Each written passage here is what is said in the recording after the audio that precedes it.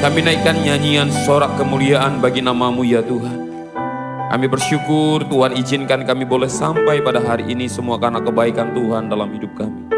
Saat ini ya Bapa yang baik, kami mau belajar sama-sama kebenaran firman-Mu. Mari Tuhan Allah yang menolong kami, membimbing kami agar kami boleh mengerti kebenaran-Mu dalam hidup kami. Berkati setiap umat-Mu ya Bapa, biar setiap kami boleh menyadari ada Tuhan yang membuat kami mengerti setiap kebenaran-kebenaran-Mu. Terima kasih Bapa yang baik, segala puji, segala hormat, kemuliaan bagi nama-Mu ya Tuhan. Dalam dan demi nama-Mu ya Tuhan Yesus kami berdoa dan mengucapkan syukur kami di hadapan Tuhan. Haleluya, haleluya, haleluya. Sepakat kita katakan amin. Sekali lagi beri tepuk tangan yang terbaik buat Tuhan Yesus. Silakan duduk Bapak Ibu Saudara sekalian. Haleluya, shalom. Selamat hari Minggu dan selamat beribadah untuk seluruh jemaat Tuhan. Berbahagia, bersuka cita.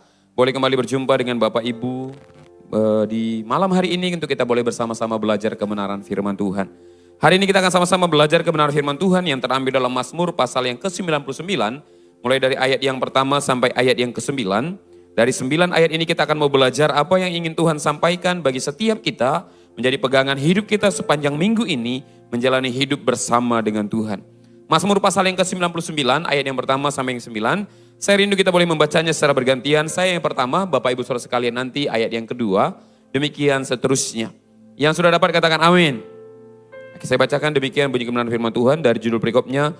Tuhan Raja yang Kudus. Tuhan itu Raja, maka bangsa-bangsa gemetar. Ia duduk di atas kerub-kerub, maka bumi goyang. Ayat yang kedua. Tuhan itu maha besar di Sion, dan ia tinggi mengatasi segala bangsa. Biarlah mereka yang menyanyikan syukur bagi nama-Mu yang besar dan dahsyat. Kuduslah ia. Raja yang kuat, yang mencintai hukum. Engkaulah yang menegakkan kebenaran, hukum dan keadilan di antara keturunan Yakub. Engkaulah yang melakukan. Tinggikanlah Tuhan Allah kita dan sujud menyembah kepada tumpuan kakinya. Kuduslah ia. Musa dan Harun di antara imam-imamnya, dan Samuel di antara orang-orang yang menyerukan namanya. Mereka berseru kepada Tuhan, dan ia menjawab mereka. Dalam tiam awan ia berbicara kepada mereka, mereka telah berpegang pada peringatan-peringatannya, dan ketetapan yang diberikannya kepada mereka. Tuhan Allah kami, Engkau telah menjawab mereka. Engkau yang telah mempunyai bagi mereka, tetapi yang membalas perbuatan-perbuatan. Bersama-sama kita baca 1, 2, 3. Tinggikanlah Tuhan Allah kita dan sujudlah menyembah di hadapan gunungnya yang kudus, sebab kuduslah Tuhan Allah kita. Diberkatilah setiap kita yang membaca dan melakukan firman Tuhan dalam kehidupan kita. Amin. Bapak Ibu, kalau kita membaca kebenaran firman Tuhan ini, tema yang diambil gereja kita adalah mengenal Allah yang benar. Kenapa kita perlu belajar mengenal Allah yang benar? Karena dalam pengenalan kita akan Tuhan akan menentukan bagaimana kita menjalani hidup kita. Salah kita dalam mengenal siapa Tuhan akan salah kita menjalani hidup kita. Makanya kalau kita bisa sama-sama memahami, dikatakan mengenal Tuhan menjadi prioritas bagi semua orang percaya. Sesudah kita lahir baru menerima Yesus sebagai Tuhan dan Juru Selamat kita. Hal yang harus terus-menerus kita lakukan adalah mengenal Allah itu. Supaya kita bertumbuh dalam iman. Supaya hidup kita tidak begitu-begitu saja. Dan ada progresnya dari satu hari ke hari yang lain. Dan semakin kita mengenal Tuhan. Yohanes pasal 17 dikatakan inilah hidup yang kekal itu. Yaitu kalau kita mengenal Allah yang benar dan mengenal Yesus yang benar. Karena banyak orang akan menyebut nama Yesus, tapi belum tentu itu Yesus yang benar. Dan berikutnya juga dikatakan, umatku binasa karena kurang pengenalan akan Allah. Jadi sangat-sangat penting kita mengenal Tuhan. Sama-sama kita katakan mengenal Tuhan. Kira-kira Bapak Ibu, apakah kita sudah mengenal Tuhan dengan benar? Haleluya. Selamat malam. Sudah mengenal Tuhan dengan benar? Kalau kita mengenal Tuhan dengan benar, biasanya ada yang harus kita lakukan. Ada hal-hal yang harus kita kerjakan. Sama seperti kita mengenal teman kita, saudara kita, keluarga kita, suami mengenal istri.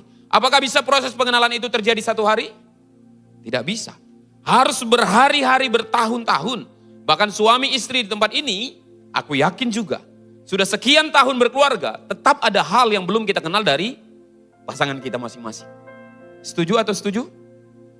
Sudahkah mengenal Bapak Ibu di tempat ini? Shalom Pak. Udah mengenal 100% siapa ibu itu?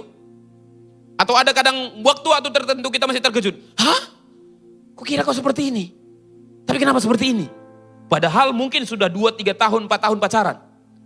Sudah itu menikah mungkin udah 10-15 tahun menikah. Tetap ada hal-hal yang belum kenal. Makanya anak-anak muda, shalom. Jangan kau terlalu merasa udah kenal siapa pacarmu itu. Haleluya. Selama pacaran itu gak lebih dari 20% menunjukkan siapa dirinya. Oh haleluya. Jangan nanti kau berpikir kau udah pacaran setahun 2 tahun. Abang ini benarlah dia ini tulang dari tulangku. Daging dari dagingku. Jangan sampai salah. Kau berpikir nanti dia tulang rusukmu. Rupanya tulang babinya. Jangan sampai salah. Dan masalahnya dalam Kristen, apa yang sudah dipersatukan Allah tidak boleh diceraikan oleh manusia. Jadi kenal dengan baik. Jangan masih 1 minggu kenalan. Besoknya langsung berkata, aku cinta padamu. 1 minggu. Mengenal 1 minggu udah tahu siapa dia? Pas kau ajak dia makan bakso, pas makan dia pelan. Cara menyirup kuahnya pun. Padahal kalau di rumah sama mangkoknya dibuatnya. Itu kan. Tapi pas pacaran dia minumnya dengan tenang. Pas ada jorok di mulutnya dia ambilnya tisu dilap pelan-pelan. Padahal di rumah pakai sarbet itu dibuatnya gini semua. Belum tentu kau kenal dia. Makanya jangan sembarangan. Saya mengajarkan berkali-kali untuk anak-anak muda minimal 3 ke 6 bulan kenal siapa dia. Baru ada kepikiran untuk berkata apakah aku cinta atau hanya sekedar kagum saja. Tapi banyak anak muda seminggu kenal itu pun melalui media sosial. Dan dia berkata kayaknya dialah jawaban doaku selama ini. 1 minggu. Makanya banyak ketika udah berkeluarga dia bilang, hah? Kukira selama ini, ternyata selama ini seperti ini. Nah ini proses pengenalan itu tidak bisa 1 hari. Nah contoh, engkau yang sudah bestie. Shalom. Udah kau kenal siapa bestimu? Udah tahu berapa porsi makannya? Udah tahu di mana aja utangnya? Udah berapa kali kau diutangi gak dibayar-bayarnya? Udah kau kenal siapa dia? Yakin? Karena kadang-kadang banyak kita pikir kita kenal, rupanya belum kenal. Bahkan banyak suami istri bilang, kukira aku itu menikah dengan orang yang ku kenal. Tapi kenapa ketika udah menikah, kok kau berbeda? Makanya waktu dia masih lajang, dipoto, sudah menikah, kamu siapa? Kamu siapa? Gitu ya. Karena waktu pacaran so sweet. Udah menikah amit-amit. Waktu pacaran baby-baby, udah menikah kayak baby-baby. Ini hati-hati. Padahal sesama kita, apalagi mengenal Allah itu. Yang kita belum tahu wujud rupanya seperti apa. Allah itu roh. Bagaimana kita mengenal dia? Kalau kita mengenal sesama kita, biasanya kita lakukan apa? Ngomong, cerita, stalking. Cari semua siapa sebenarnya kawan ini. Betul? Nah anak-anak muda kalau kau mengenal siapa yang kau cintai itu. Cari siapa dia. Berikutnya, cari siapa temannya.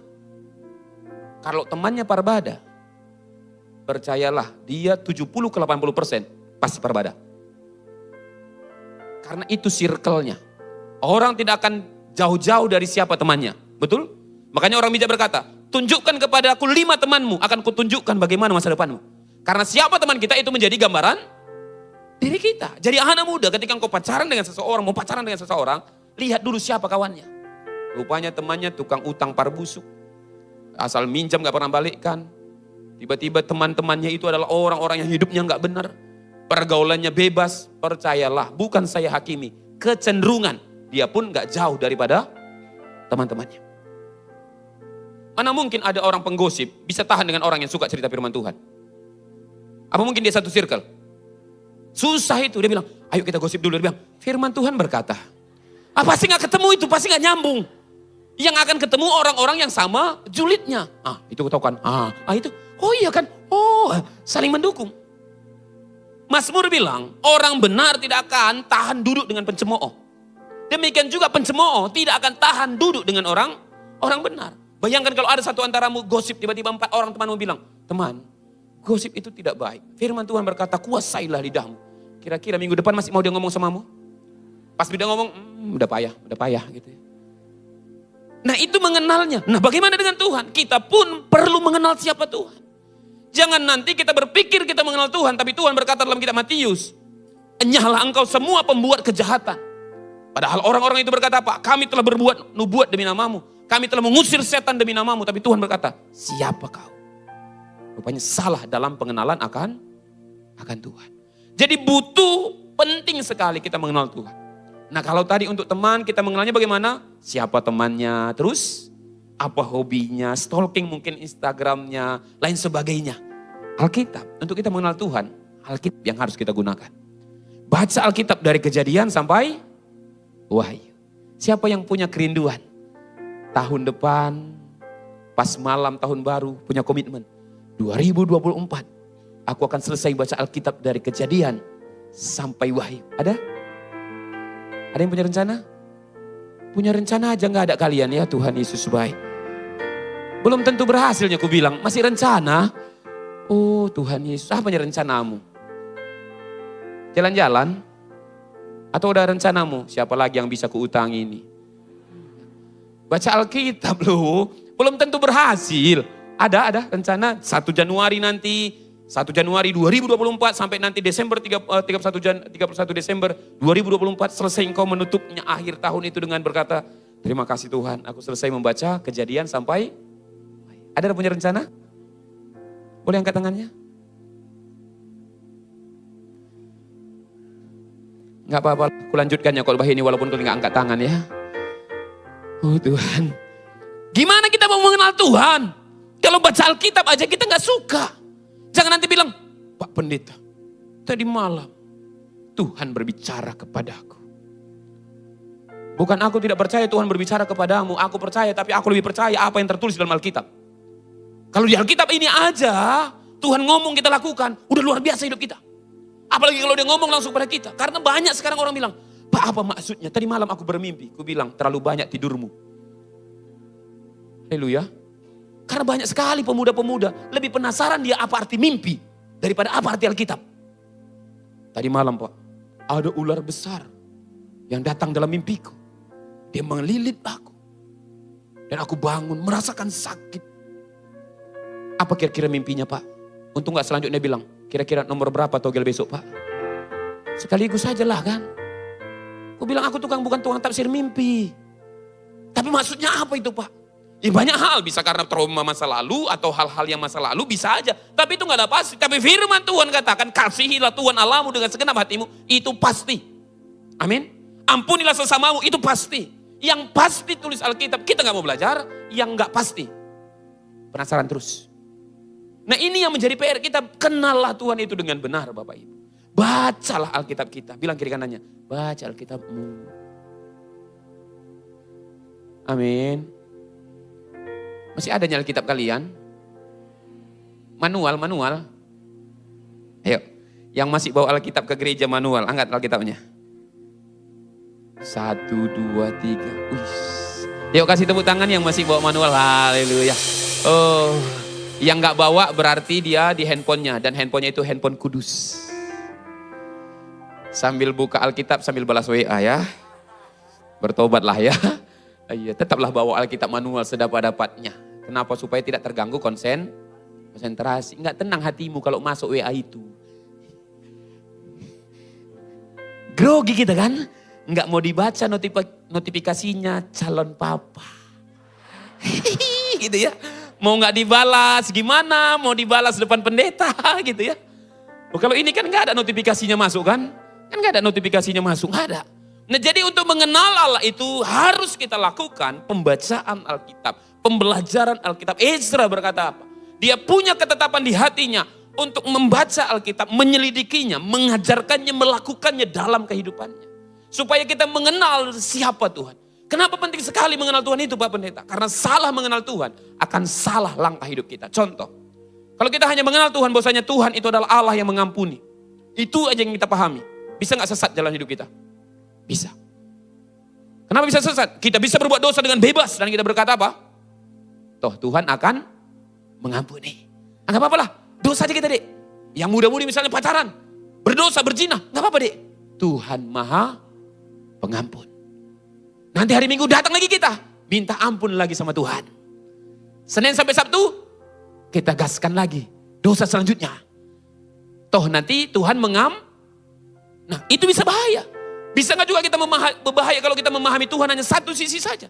Oh Tuhan itu Allah yang menghukum. Sehingga kemanapun kita bilang, oh jangan-jangan ini dihukum Tuhan. Kita kecelakaan, kita bilang, oh Tuhan sedang menghukum aku. Kita miskin, kita bilang, oh Tuhan sedang menghukum aku. Kita kecelakaan dan sebagainya, oh Tuhan menghukum. Nah salah pemahaman kita akan Tuhan akan menentukan bagaimana salahnya kita dalam hidup.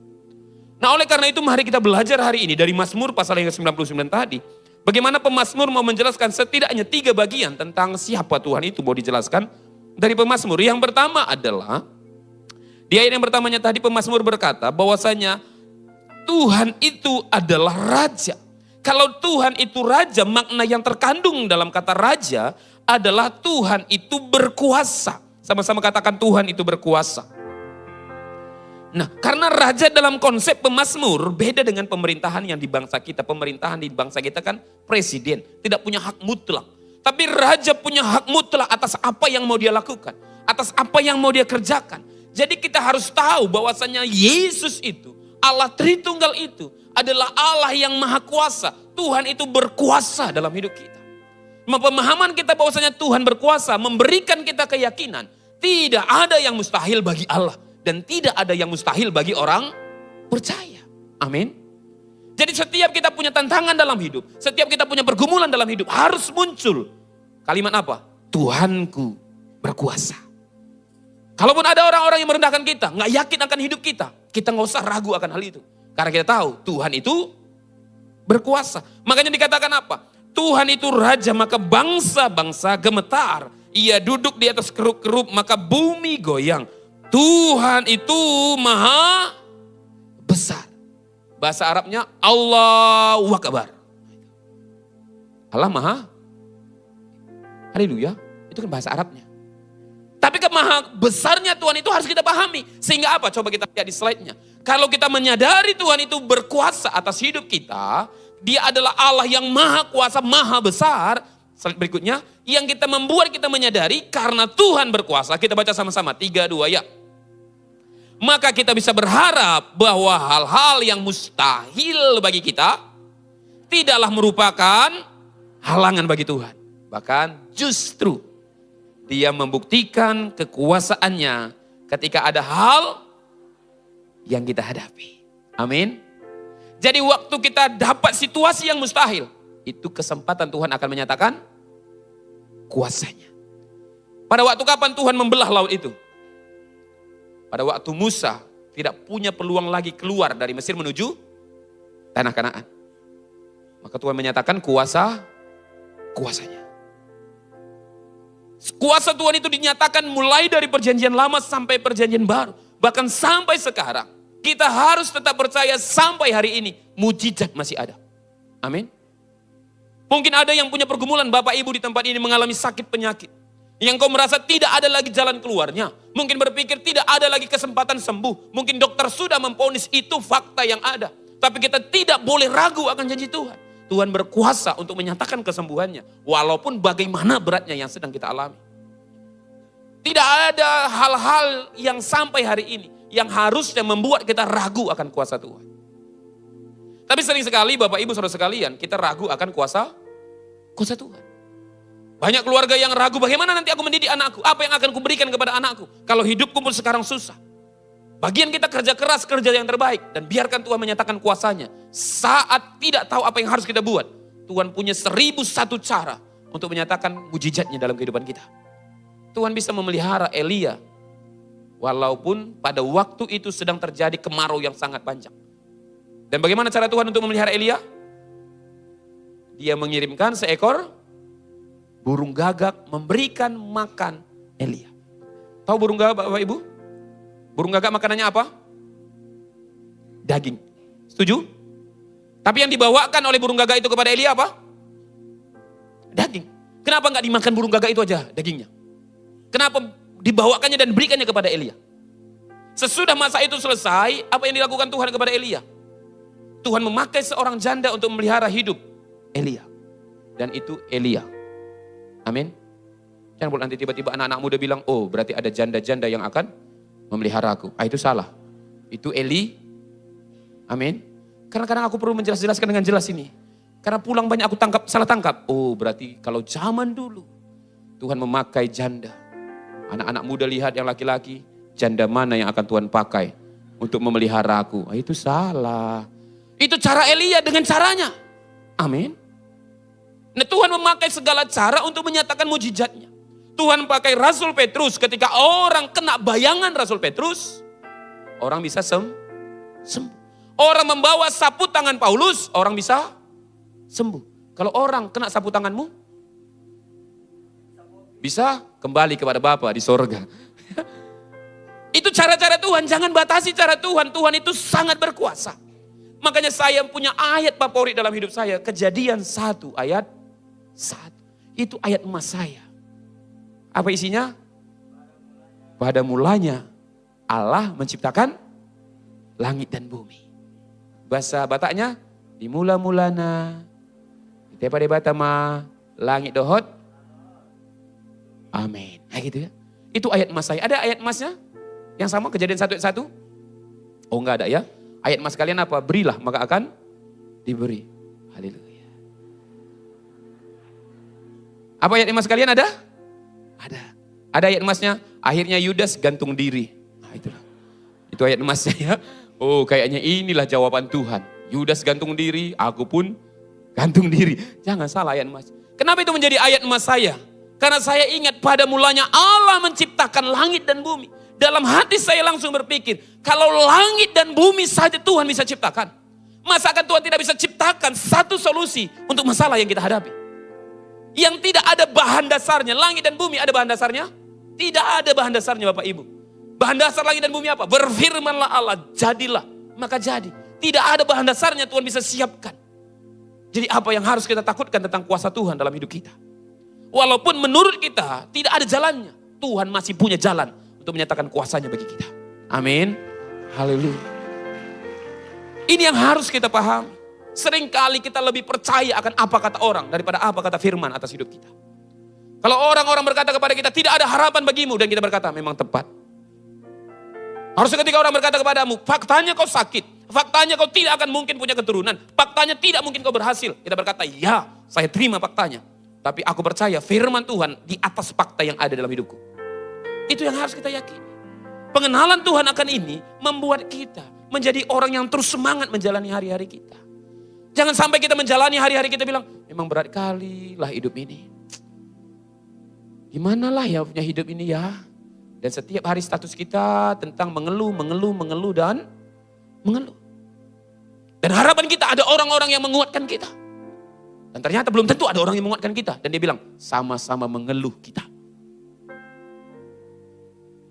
Apakah salah mengeluh? Kalau tidak pada tempatnya, itu akan salah. Membuat kita lemah dalam hidup kita. Apakah ada jalannya? Sarah punya keturunan. Ada? Kalau usianya udah sekian tahun, Alkitab berkata apa? Dia sudah menopause. Tahu artinya menopause? Secara ilmu kedokteran tidak akan mungkin punya peluang untuk punya keturunan lagi. Tapi Tuhan bisa pakai hal itu. Bisa terjadi mujizat dalam hal itu.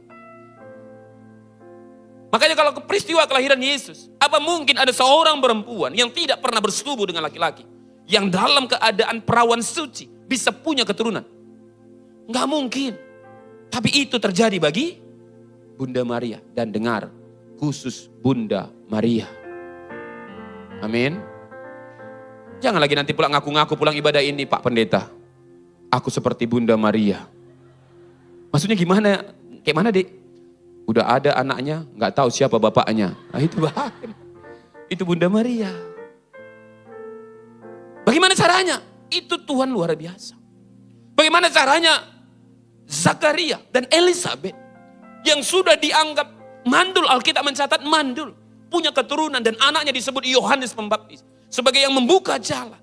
Karena Tuhan punya kuasa. Pepatah anak muda sekarang apa bilang? Lo punya kuasa,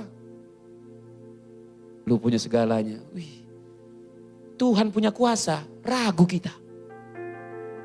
Kenapa? Karena lebih sering kita mengandalkan 3D. You know 3D? D yang pertama, decking. Tahu decking? Orang dalam. Pokoknya soal kerja kita bilang apa? Payahlah Pak Pendeta kalau nggak ada orang dalam. D yang kedua, duit. Ada duit, lancar itu Pak Pendeta. Yang terakhir, dukun. Anak-anak muda, cinta ditolak.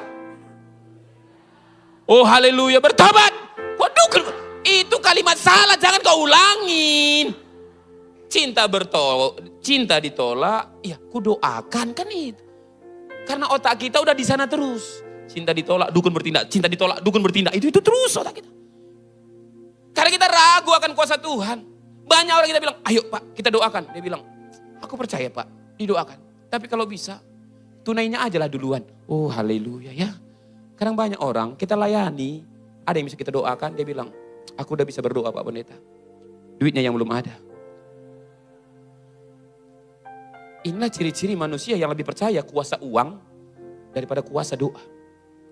Nah jadi kalau ayat ini mengingatkan kita, Tuhan itu berkuasa karena Dia, ayat yang keempat dikatakan, Raja yang kuat, mencintai hukum, engkaulah yang menegakkan kebenaran, hukum dan keadilan di antara keturunan Yakub, engkaulah yang melakukannya. Jadi belajar hari ini kita harus kenal Tuhan itu berkuasa. Sama-sama katakan, tidak ada yang mustahil bagi Tuhan. Bilang kiri kanannya, jangan takut kau, masih ada mujizat sampai hari ini. Amin. Haleluya. Apa yang kau harapkan di Januari tanggal 1 tahun ini, 2023. Sampai sekarang Desember, belum ada tanda-tandanya digenapi. Jangan takut. Masih ada beberapa hari Tuhan bisa menyatakan mujizatnya. Engkau yang udah jomblo senior. Dan berharap foto Natal bersama si dia di pohon terang ini. Pertama kau berharap tanggal 8 Desember Natal sekolah minggu. Belum terjadi. Kau bilang jangan-jangan Natal next gen. Tanggal 12. Pas 12 juga kau datang. Belum terjadi apa-apa. Jangan-jangan tanggal 15. LICC Youth. Udah lewat. Dan kau bilang tidak ada tanda-tanda yang terjadi. Jangan ragu. Selasa masih ada Natal I Care. Haleluya ya. Sesudah Natal I Care masih ada tanggal 24 Desember. Masih ada besoknya hari Seninnya lagi tanggal 25 Desember. Kalaupun belum, jangan ragu akan Tuhan. Amin. Ragulah akan mukamu. Haleluya. Bukan ya oh Tuhan. Tadi udah semangat aku Pak Pendeta, kok hancur lagi. Oh tadi udah, mujizat masih ada. Tetaplah percaya. Enggak, karena kadang kita ragu banget. Karena kita menentukan cara Tuhan menolong kita. Jangan tentukan cara Tuhan. Kita perjanjian lama berkali-kali Tuhan katakan apa? Tuhan bisa membuat jalan yang tidak pernah ada jalannya di sana. Tuhan bisa membuat segala sesuatu baru dalam hidup kita. Jangan takut Bapak Ibu. Mungkin kau yang udah berdoa berharap, tahun ini aku rindu sama suami, istri kami berkeluarga datang beribadah kepada Tuhan. Karena mungkin sepanjang tahun suami istri tidak datang ke gereja. Mungkin hanya engkau yang berdoa berkali-kali berdoa. Dan belum ada tanda-tandanya. Jangan ragu akan kuasa Tuhan. Tuhan bisa pakai segala cara untuk menyatakan kuasanya bagi kita. Bagian kita apa? Percaya akan kuasa Tuhan. Nah yang kedua yang juga harus kita kenal. Yaitu Tuhan itu kudus. Sama-sama katakan Tuhan itu kudus. Berkali-kali tadi dijelaskan mulai dari ayat yang kedua, mulai dari ayat yang ketiga dikatakan kuduslah ia. Ayat yang keempat dikatakan, ayat yang kelima kuduslah ia. Bahkan ayat ke-9 dikatakan sebab kuduslah Tuhan Allah kita. Jadi sesudah kita paham Allah itu berkuasa, kita juga harus sadar Allah itu kudus. Kudus artinya apa? Terpisah antara dosa. Jadi kita menghampiri Tuhan harus dalam kekudusan. Kita menjadi pribadi yang dikuduskan oleh darah Kristus. Makanya di dalam bahasa teologianya sering dikatakan apa? Justification. Secara status kita adalah orang-orang kudus yang sudah ditebus oleh darah Yesus. Makanya Paulus berkata apa? Salam kepada orang-orang kudus. Kepada jemaat-jemaat kudus. Jadi kita semua ini orang-orang, coba lihat kiri kanannya, orang kudus. Kok cara senyummu seperti senyum najis ya? Temanmu kudus? Kalau kau bilang, Pak Pendeta, kudus apanya yang kudus itu ya. Nah, kekudusan itu bukan karena usaha kita awalnya. Itu murni karena anugerah Tuhan oleh darah Kristus yang tercurah. Membuat kita kudus. Nah tapi sesudah kita kudus secara justification, ada hal yang kedua yang kita lakukan. Yaitu namanya sanctification. Menguduskan diri kita dari hari ke sehari. Menyucikan diri kita dari hari ke sehari. Kitab Galatia dikatakan kita harus ikut kepada tuntunan Roh Kudus. Supaya kita bisa menjauhi keinginan-keinginan daging. Karena pada dasarnya kita tidak bisa menolak keinginan daging. Kalau kita tidak mengikuti tuntunan Roh Kudus. Semakin berjuang kita menolak keinginan daging. Semakin gagal kita dalam hal sana. Semakin kita ikut dalam tuntunan Roh Kudus. Kita akan semakin dimerdekakan. Dan semakin dikuduskan dari hari ke sehari. Jadi ada usaha yang kita lakukan untuk menguduskan diri kita dari hari ke sehari. Karena Allah itu kudus. Imamat 19 ayat 2 dikatakan apa? Allah itu kudus, jadi kita pun harus kudus. Amin. Anak-anak muda, shalom. Jaga kekudusanmu. Haleluya. Sebenarnya gak mau aku nyampaikannya. Karena pasti tegang wajahmu. Tapi gak apa-apa, harus kusampaikan. Kekudusan hidup orang muda harus dijaga. Kitab Timotius, pesan Paulus kepada Timotius dikatakan apa? Jauhilah nafsu orang-orang muda. Oh jadi bapak-bapak aman? Enggak juga. Sama ajanya Pak. Kita pun harus menjauhkan diri kita. Jangan ada yang berkata, aku ini Pak Pendeta bisa jaga kekudusan. Tapi kau senantiasa berada di antara zona-zona bahaya. Hati-hati. Anak muda, banyak anak muda jatuh dalam dosa perzinahan. Pada waktu kapan? Malam Natal dan malam Tahun Baru. Gak usah senyum-senyum, adanya pelaku-pelakunya di antaramu. Hati-hati. Loh, kenapa Pak Pendeta sampaikan? Firman Tuhan itu harus mengoreksi hidup kita. Supaya kita dikoreksi. Benarkah yang kita lakukan? Jaga kekudusan kita. Saya gak perlu menjelaskan apa yang boleh dan tidak boleh. Karena kalian tahunya itu. Setuju? Gak perlu aku bilang, oh jangan gandengan tangan aku. Jangan rangkul-rangkulan. Udah tahunya kau yang mana yang kudus, yang mana yang najis. Untuk anak-anak muda dulu dengar. Aku yakin kau tahu mana batas-batasannya. Setuju? Tapi pertanyaannya, masih kau jaga kekudusanmu?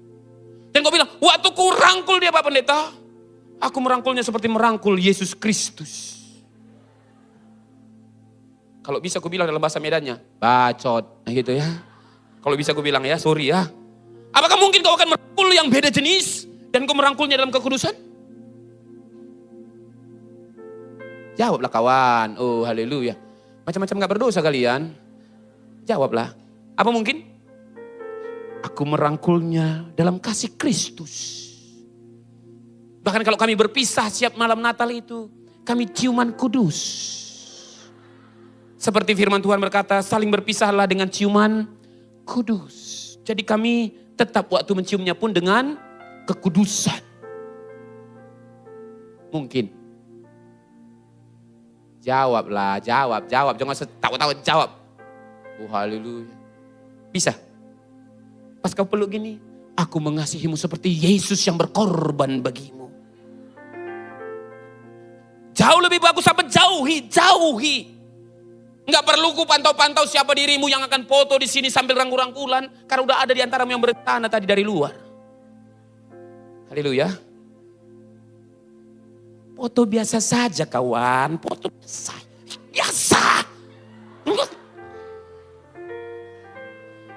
Tuhan. Ada lagi foto. Ini yang laki-laki dan perempuan. Yesus sandaran hidupmu, bukan dia. Oh Tuhan Yesus. Ini karena kudus. Ini penting bagi kita karena banyak kegagalan pemuda pada kekudusan. Dia bilang, enggak apa-apa kau Pak Pendeta. Ini kan bagian daripada budaya. Yang penting kami tidak melakukan hubungan seks. Dengar baik. Bukan itu ukuran kekudusan. Jaga hidupmu dengan benar. Karena orang yang tidak hidup dalam kekudusan tidak akan melihat siapa Allah itu. Kita perlu berjuang, saling mengingatkan, saling menjaga. Saya sampai hari ini berkali-kali dinasehati Bapak Gembala. Berkali-kali saya dinasihati. Tadi malam pun kami sermon, bolak-balik Pak Gembala bilang juga sama saya, Jaya, jaga kekudusanmu. Kalau foto kau sama orang lain, jaga dirimu. Aku bilang, gimana Pak jaga diri? Diam-diam kau, foto diam aja. Tanganmu harus di depan. Yang boleh kelihatan hanya gigimu. Yang lain gak boleh, harus diam. Bukan berarti harus saya tentukan, enggak, saya tahu yang mana batas-batasnya. Dan banyak anak muda tanya pada saya, Pak Pendeta, boleh enggak? Ini maaf, tanda petik dalam dewasa. Boleh enggak Pak Pendeta? Masturbasi atau onani. Kenapa kau tanya gitu? Karena menurut ilmu kesehatan, enggak tahu nanti Bu Dokter yang buat surveinya ya. Menurut ilmu kesehatan, onani itu bagi laki-laki bagus untuk kesehatan. Oh, haleluya. Ku bilang, kalau ku bilang enggak boleh, ada jurnal yang dia tunjukkan. Sengaja, percayalah kalian, manusia-manusia berdosa banyak dalilnya untuk membela dosanya. Tahu maksudnya? Contoh laki-laki bilang, gak apa-apanya Dek, tanggung jawabnya nanti aku. Itu setan itu setan. Setan. Serius aja, setan itu. Ada dalilnya, gak apa-apa, nanti Tuhan mengampuni. Itu setan senior itu senior. Jadi ditanya, boleh gak pemerintah? Ini kalau menurut jurnal kesehatan ini boleh. Ini bagus untuk kesehatan. Aku bilang akhirnya gini, ya udahlah. Onani, masturbasi boleh. Syaratnya ada. Waktu kau onani, kau bayangkan Tuhan Yesus.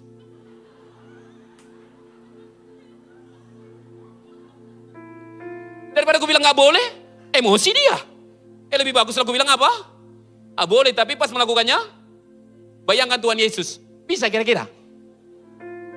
Bisa. Kalau ada bisa di antaramu senior, gak tahu lah ya. Oh sambil onani dia, oh Yesus Kristus. Oh engkau adalah Allah, segala Allah. Sambil onani dia. Oh itu opung daripada opung setan itu ya. Kadang-kadang anak muda ini banyak kali pertanyaannya. Dan pintar-pintar semua, karena semua sudah bisa searching aja. Pandangan kesehatan tentang ini. Banyak sekali Bapak Ibu, banyak sekali yang nanya sama saya. Mulai dari boleh gak merokok. Aku bilang aduh Tuhan Yesus. Kita gak usah berdebat masalah teologi, aku bilang. Dia bilang, boleh gak merokok Pak Pendeta? Aku bilang, di pom bensin aja ada bacaannya, dilarang merokok. Gak usah kau tanya di Alkitab yang di pom bensin ada. Dia bilang, kecuali tadi gak ada di pom bensin, aku tanya di Alkitab. Kalau pom bensin aja udah menjelaskan, dilarang merokok di sana. Gak usah kau tanya lagi di Alkitab.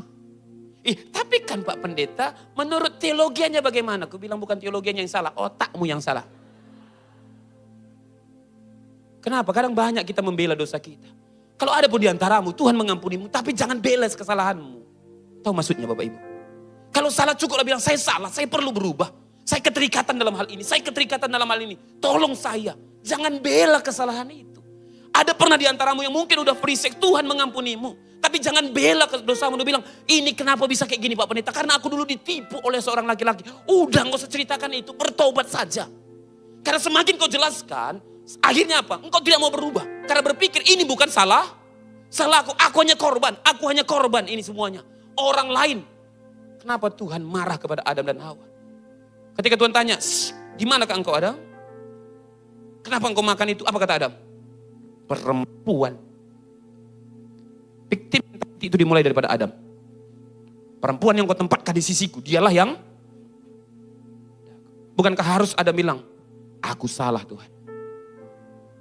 Bagaimana dengan kita? Saya tidak menghakimi dosa Bapak Ibu. Saya pun manusia yang berdosa. Tapi jangan pernah kita bela kesalahan kita. Kalau salah cukup kita bilang Tuhan. Bukan aku lepas daripada keterikatan ini. Amin.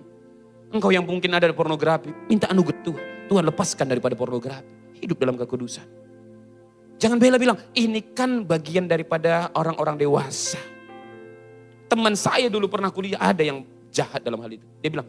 Aku tanya kenapa kau nonton kayak gitu? Tahu jawabannya apa? Supaya nanti kita bisa menjelaskannya dengan baik dan benar. Kepada orang-orang yang lain. Ada lagi yang bilang, supaya tahu nanti kita Pak Pendeta.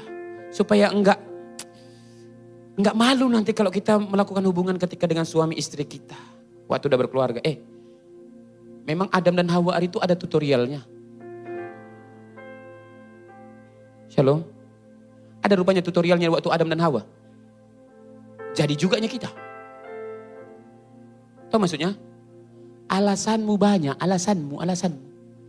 3 yang paling banyak di dunia ini. 1, bintang di langit. Yang kedua, pasir di laut. Yang ketiga, alasan kita ini, yang ini paling banyak. Udahlah dosa, tetap kita bilang dosa. Amin. Kita bilang dosa ini Tuhan, aku Tuhan, minta ampun di hadapan Tuhan. Kenapa? Karena kudus itu dipisahkan, terpisah daripada dosa. Orang-orang muda juga demikian, orang-orang yang berkeluarga pun Pak. Shalom Pak, Bapak Ibu shalom. Jangan berpikir kalau ini anak muda aja Pak Pendeta. Enggak, kita yang sudah berkeluarga pun ada peluang jatuh dalam dosa. Jangankan kita semua, para pelayan pun ada peluang jatuh dalam dosa. Kami pendeta pun ada peluang jatuh dalam dosa, khususnya dalam dosa perzinahan itu. Siapa di Alkitab yang tidak gagal? Banyak tokoh-tokoh Alkitab yang gagal dan bukan untuk diulangi, tapi untuk dipelajari supaya jangan diulangi. Daud, dia jatuh dalam dosa perzinahan. 1 hari berapa kali Daud berdoa? 1 hari 7 kali. Tanya kiri kananmu, ada 7 kali kau berdoa 1 hari? Ada? Kalau enggak ada, enggak usah sok-sokan kita.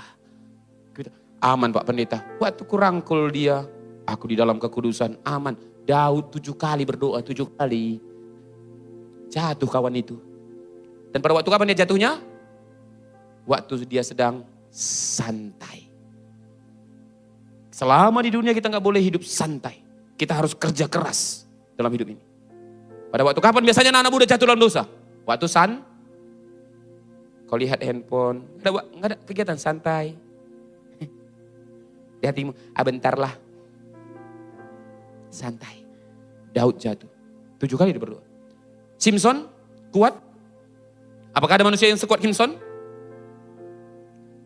Dia bisa berhadapan dengan singa. Kau bisa berhadapan dengan singa? Tangan kosong, ada? Kalau ada kita coba. Kalau nanti berhasil kita bilang, oh berarti dia contoh luar biasa. Simpson segitu luar biasanya berhadapan dengan singa tangan kosong. Jumpa dengan Delila, tumbang kawan itu. Anak-anakku yang laki-laki, khususnya anak muda. Bapak-bapak, Pak. Sama aja kita Pak, laki-laki Pak. Hati-hati dengan perempuan ini. Kelihatannya lembut tapi bisa mematikan. Serius. Segitu gagahnya Simpson, tumbang dengan seorang perempuan. Kau anak yang perempuan, jaga dirimu. Dalam kelemahanmu ada kekuatanmu, tapi dalam kelemahanmu pun bisa menjatuhkan banyak orang. Amsal berkata apa? Raja-raja, penguasa-penguasa hebat, pahlawan-pahlawan bisa ditundukkan oleh seorang perempuan. Itu mengerikannya. Jadi kita saling menjaga hidup kita. Amin. Jadi siapa yang perlu menjaga diri? Laki-laki atau perempuan? Dua-duanya. Haleluya. Yang laki-laki jaga matamu. Amin. Kita jaga mata kita Pak. Haleluya.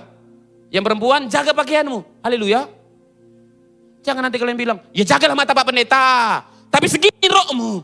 Ya ku jaga pun oh Tuhan Yesus. Tolong-tolongan kita. Amin.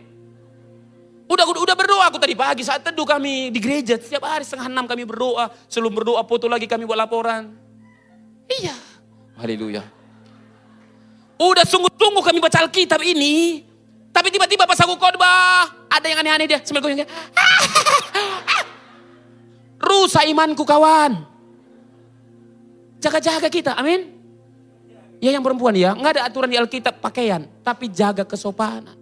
Saya pernah terkejut, maaf semoga bukan kau, bukan karena julidku. Saya lihat ada seorang perempuan datang dengan pakaian yang bagus. Bagus banget. Lewat dia, belakangnya kosong. Oh Tuhan Yesus. Maafkan saya ya, maafkan saya. Tapi ini kebenaran. Lewat dia aku bilang, bagus. Pas lewat, yo gitu ya. Enggak, dua-duanya kita saling menjaga. Yang sudah berkeluarga, dan kau bilang, aku udah punya istri Pak Pendeta. Amannya aku, enggak Pak. Salomo, udah 700 istrinya.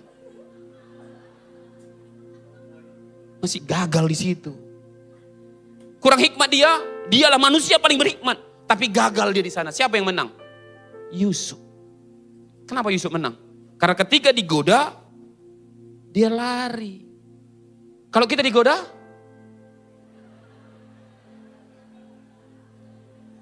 bahkan lebih parah sekarang anak-anak gadis sekarang. Abang, godain kita dong. Kan? Ada lebih parah lagi ya. Yusuf digoda dia menjauh. Karena tidak ada, makanya Alkitab berkata apa? Berdoa dan berjaga-jaga. Maksudnya apa? Doa supaya jangan jatuh dalam pencobaan. Berikutnya jaga-jaga. Udah tahu Pak, itu istri orang Pak. Gak usah kau chatting-chatting terus-terusan. Jaga-jaga. Kau bilang nanti kau ganti-ganti. Padahal namanya Ayu. Kau ganti jadi Anto. Padahal itu juga. Jaga-jaga. Dia bilang, kita harus menjadi laki-laki yang peduli kepada semua orang Pak Pendeta. Iya bagus, tapi jaga-jaga. Ada batas-batasan yang harus jelas. Supaya kita jangan jatuh. Karena kekudusan itu sifat Tuhan yang harus kita alami dalam hidup kita. Yang ketiga dan yang terakhir, Tuhan itu adil. Keadilan Tuhan sungguh nyata bagi kita. Apa yang kita tabur, itu akan kita tuai. Tuhan Maha Pengampun, amin. Tapi Tuhan juga akan membalaskan dosa atas dosa yang ada. Pengampunannya cukup bagi kita. Tapi hukumannya pun pasti dinyatakan bagi orang yang tidak menerima anugerah keselamatan itu bagi kita. Jadi keadilan Tuhan perlu kita pahami supaya apa? Hidup kita jangan iri dengan orang lain. Karena kita tahu Tuhan itu adil. Percayakah kita Tuhan itu adil? Ya, saya percaya walaupun kulihat banyak anak-anak muda lebih tinggi daripada aku, lebih putih daripada aku udah pendek, hitam lagi. Kadang kan bisanya hatiku bertanya, Tuhan, yang salah cetaknya dulu aku ini tuh kayak mana jadi kan gitu. Tapi Tuhan itu adil. Gak boleh kita ukur hanya warna kulit. Keadilan Tuhan salah satu yang paling mutlak keadilan Tuhan apa? Satu hari satu malam kita diberikan waktu 24. Ada yang dapat 25? Mana tahu ada dapat kan? Dia bilang Pak Pendeta, dapat 25 jam aku satu hari satu malam ini. Bonus 1 jam. Enggak. Jadi maksudnya apa? Kita Tuhan berikan waktu yang sama satu hari satu malam 24 jam. Gunakanlah itu yang terbaik untuk mengenal kuasa Tuhan. Gunakanlah yang terbaik untuk kita menguduskan diri kita. Gunakanlah yang terbaik agar nama Tuhan ditinggikan atas hidup kita. Alkitab mencatat tadi Musa, Harun, dan imam-imam. Bahkan Samuel, Nabi Samuel dikatakan orang-orang yang menyerukan nama Tuhan. Berseru kepada nama Tuhan. Itu juga yang ada bagi kita kalau kita mengenal Dia Allah yang besar. Dia Allah yang suci, yang kudus. Dan Dia Allah yang adil. Orang boleh berlaku tidak adil bagi kita. Tapi percayalah Tuhan adil bagi kita. Bahkan keadilannya dinyatakan bagi kita. Firman Tuhan katakan sebagai ayat yang terakhir 1 Korintus pasal yang ke-15. Saya teringat ayat ini. Saya rindu kita boleh membacanya sama-sama. 1 Korintus pasal yang ke-15 ayat yang ke-58. Mari kita baca sama-sama sebagai ayat yang terakhir. 1, 2, 3. Karena itu saudara-saudaraku yang kekasih, berdirilah teguh, jangan goyah. Giatlah selalu dalam pekerjaan Tuhan. Sebab kamu tahu bahwa dalam persekutuan dengan Tuhan, jerih payahmu tidak sia-sia. Engkau berjuang menjaga kekudusan, Tuhan memampukanmu. Engkau yang mungkin pernah gagal dalam kekudusan, Tuhan mengampunimu. Bangkitlah, jujur di hadapan Tuhan. Engkau yang pernah ragu akan kuasa Tuhan, yakinkan hari ini bahwasanya Tuhan berkuasa dalam hidup kita. Kita yang sudah mengalami kuasa Tuhan, teruslah hidup di sana dan nyatakan kuasa itu bagi banyak orang. Jangan pernah iri bagi orang lain, karena Tuhan ada dalam hidup kita. Dan kita percaya Dia Tuhan yang berkuasa. Mari beri tepuk tangan yang terbaik bagi Tuhan kita. Haleluya, haleluya, haleluya.